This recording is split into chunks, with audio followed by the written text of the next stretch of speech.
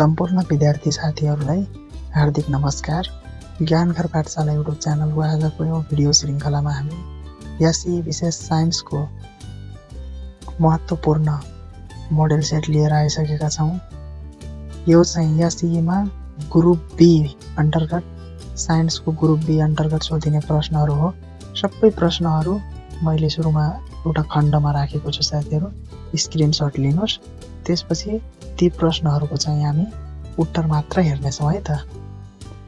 प्रश्नहरू मजाले हेर्नुहोस्, स्क्रिनसट लिनुहोस्। अब चाहिँ हामी उत्तरतर्फ गइरहेका छौँ। अब चाहिँ हामी उत्तर लेख्छौँ है त, समाधान हेर्छौँ है त।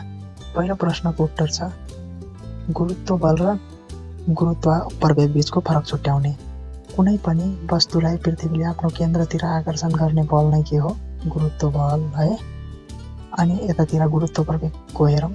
पृथ्वीको सतहतिर स्वतन्त्र रूपले खसिरहेको वस्तुमा गुरुत्व बलले गर्दा उत्पन्न हुने प्रवेग नै गुरुत्व प्रवेग हो।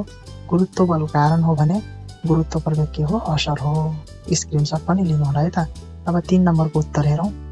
पानीभित्र बाल्टी भइन्जेल पानीले दिने ऊर्ध्वचाप बाल्टिनमा पर्छ।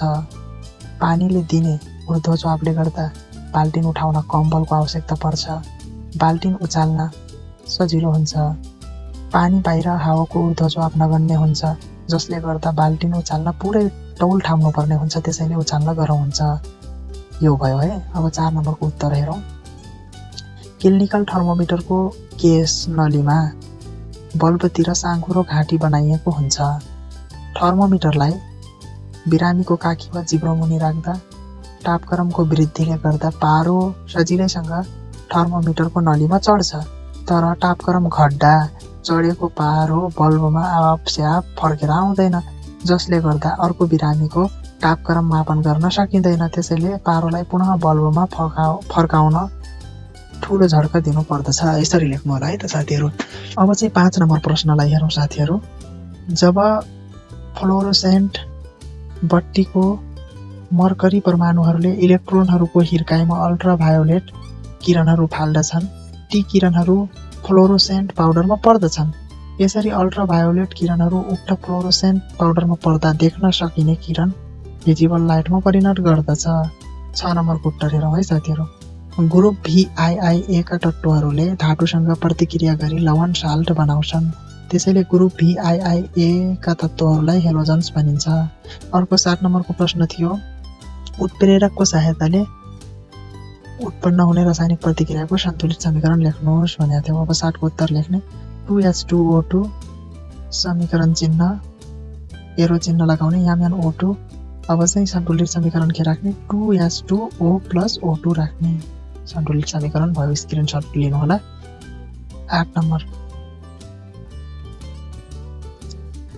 एमोनियम हाइड्रोक्साइड पानीमा घोल्दा थोरै मात्रामा हाइड्रोक्साइड आयोनहरू दिन्छ, ऋणात्मक हाइड्रोक्साइड आयोनहरू है। त्यसैले एमोनियम हाइड्रोक्साइड एउटा कमजोर अल्काली हो। 9 नम्बरको प्रश्नको उत्तर हेरौँ। यो मानव शरीरमा शक्तिको स्रोत हो। यसले मानव शरीरमा मेटाबोलिजमको सन्तुलनमा महत्त्वपूर्ण कार्य गर्दछ। अब 10 नम्बरको उत्तर हेरौँ। रेशम किराबाट निस्किने रेसा धेरै लामो, टल्किने र तन्किन सक्ने तथा पानी कम सोच्ने भएकोले यसलाई धागोहरूको रानी भनिन्छ। अब 11 नम्बरको, सेन्सरी स्नायु र मोटर स्नायु बीचको फरक छुट्याउनु पर्ने थियो। सेन्सरी स्नायुले चेतना ज्ञानेन्द्रियबाट मस्तिष्कसम्म पुर्याउँछ भने मोटर स्नायुले ज्ञान वा प्रेरणा मस्तिष्कबाट ज्ञानेन्द्रियसम्म पुर्याउँछ। सेन्सरी स्नायुले चेतना ज्ञानेन्द्रियबाट मस्तिष्कसम्म पुर्याउँछ, मोटर स्नायुले ज्ञान वा प्रेरणा मस्तिष्कबाट ज्ञानेन्द्रियसम्म पुर्याउँछ। सेन्सरी स्नायुहरू थोरै छन् अनि मोटर स्नायुहरू धेरै छन्। 12 नम्बरको उत्तर है। डाउन सिन्ड्रोम भएको व्यक्तिको लक्षणहरू भयो चाहिँ छोटो कड सहितको सानो र गोलो टाउको हुन्छ, चिरा परेको जिब्रो र आधा खुलेको मुख हुन्छ है त। अब 13 नम्बरको प्रश्न, यसले गर्दा गरम विकासका साथै नयाँ जीवहरूको उत्पत्ति हुन्छ। यसले जीवहरूलाई परिवर्तित वातावरणमा अनुकूलता प्रदान गर्दछ। अब 14 नम्बरको प्रश्नको उत्तर, पुच्छ्रे ताराको आफ्नो प्रकाश छैन, यो सूर्यको सहायताले गर्दा नजिकमा आउँदा चम्किलो देखिन्छ। पुच्छ्रे तारालाई पुच्छ्रे ताराले सूर्यलाई लम्बिएको अन्धकार कक्षामा परिक्रमा गर्छ। त्यसैले पुच्छ्रे तारा तारा होइन, वास्तविक तारा भने होइन। ल साथीहरू, आजको ग्रुप बी को सोलुसन चाहिँ यति नै। यदि तपाईँ हाम्रो ज्ञानगर पाठशाला युट्युब च्यानलमा नयाँ हुनुहुन्छ, सब्सक्राइब गर्नुभएको छैन भने सब्सक्राइब गर्नुहोला। आगामी दिनमा पनि यही नजिकै गर्दा हामी तयारीमा छौँ। यस्तै महत्त्वपूर्ण सोलुसनहरू लिएर आइराख्नेछौँ। यतिन्जेलसम्म हाम्रो भिडियो धेरै धारण गरेर हेर्नुभयो त्यसको लागि हजुरहरूलाई धन्यवाद।